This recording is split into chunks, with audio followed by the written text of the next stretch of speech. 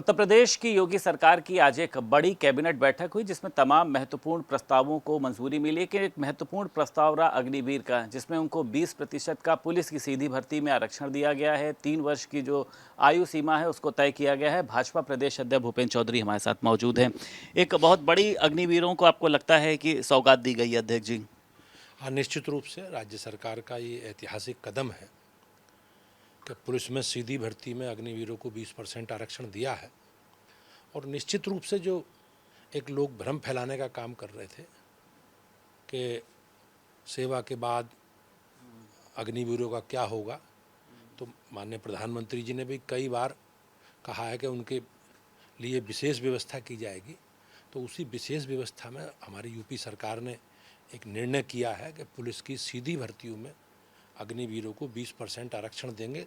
तो मुझे लगता है कि ये एक ऐतिहासिक कदम है और निश्चित रूप से हम सब के लिए बहुत बड़ी बात। आपको लगता है अध्यक्ष जी विपक्ष को भी एक बड़ा जवाब देने का काम किया? विपक्ष इस योजना का मजाक उड़ाता था, उपहास उड़ाता था कि 5 साल में भर्ती करके इन लोग को रिटायर कर देंगे, लेकिन अब सरकार उनका ध्यान दे रही है।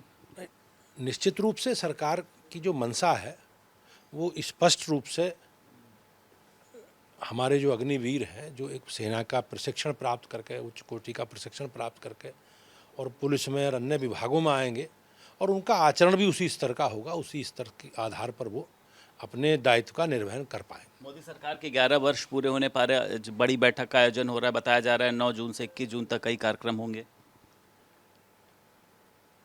हमारी माननीय प्रधानमंत्री जी के सरकार के 11 वर्ष पूरा होने के उपलक्ष्य में पार्टी ने एक अभियान हम लोगों ने लिया है, उसकी आज कार्यशाला है और सेवा सुशासन और गरीब कल्याण को समर्पित 11 वर्ष के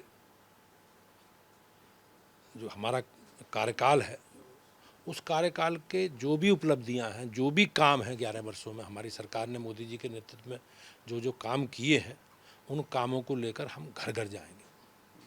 सर, मायावती की बात करें, चंद्रशेखर की बात करें, सभी अपने आप को दलितों का मसीहा बताते हैं। 2027 में दलितों की भूमिका को आप किस तरीके से देखते हैं? क्योंकि सभी को देखिए दलितों का जो वोट है वो चाहिए है, चाहे अखिलेश यादव पीडीए के जरिए की बात करें। आपको क्या लगता है दलित जो है वो किसके साथ है? भारतीय जनता पार्टी हमेशा देश के 140 करोड़ लोगों को और उत्तर प्रदेश में 25 करोड़ लोगों के उत्थान के लिए और उन्हें साथ लेके चलने के संकल्प के साथ हम लोग, जनता ने हमें चुना है। लोकतंत्र में हमारी पार्टी को 2-2 बार पूर्ण बहुमत की सरकार राज्य में बनाने का अवसर राज्य की जनता ने दिया है, केंद्र में लगातार 3 बार अवसर दिया है। तो हम लोग निश्चित रूप से जो अंतिम छोर पर बैठे व्यक्ति है, जो समाज में सामाजिक, राजनीतिक, आर्थिक रूप से पिछड़े हैं, उनके उत्थान के लिए हमारी सरकारें काम कर रही हैं। और माननीय प्रधानमंत्री जी का जो संकल्प है सबका साथ सबका विकास और सबके विश्वास के आधार पर हम लोग आगे बढ़े हैं।